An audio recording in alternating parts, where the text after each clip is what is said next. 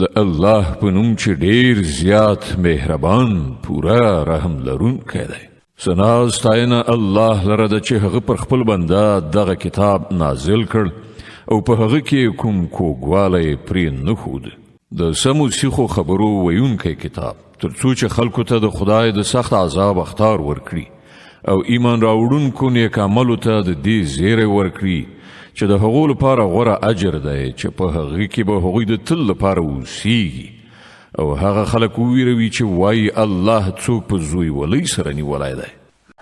د دې خبرې نه هغوی څه علم لري او نه د هغو پلار نیکه درلود. ستره خبره ده چې د دوی له خولې څخه راوځي هغوی محض دروغ وایي.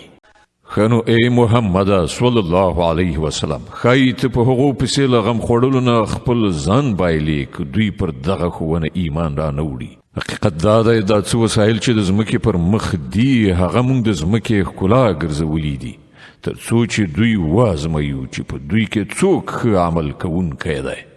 په پای کې له دغو ټولو نه موږ یو هوار ډګر جوړونکي یو.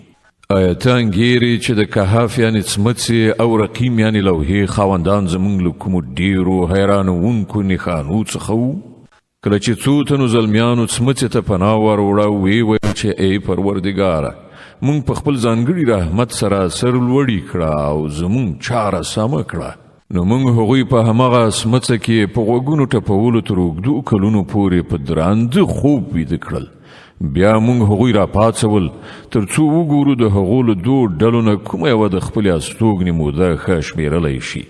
موږ د هغو اصلي قصه تا ته اورو.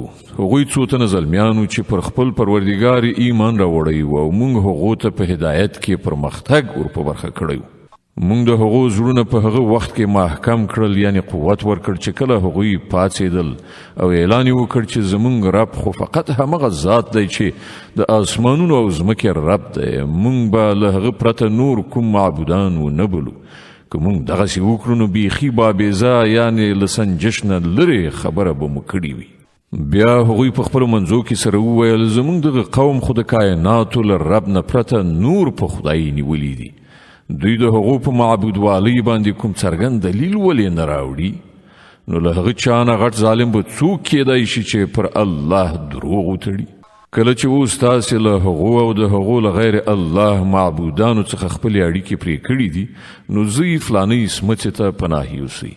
ستاسې رب به پر تاسې د خپل رحمت لمن پراخه کړي او ستاسې د کار لپاره به لارې چارې برابرې کړي.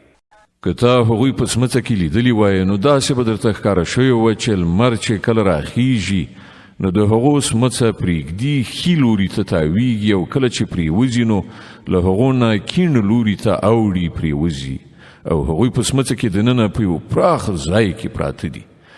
دا د الله له نښانو څخه یوه ده. چاته چې الله سمه لاره وښیي همغه سمه لاره میندونکی دی او څوک چې الله بې لارې کړي د هغه لپاره به ته کوم لارښود سرپرست ونشي میندلی.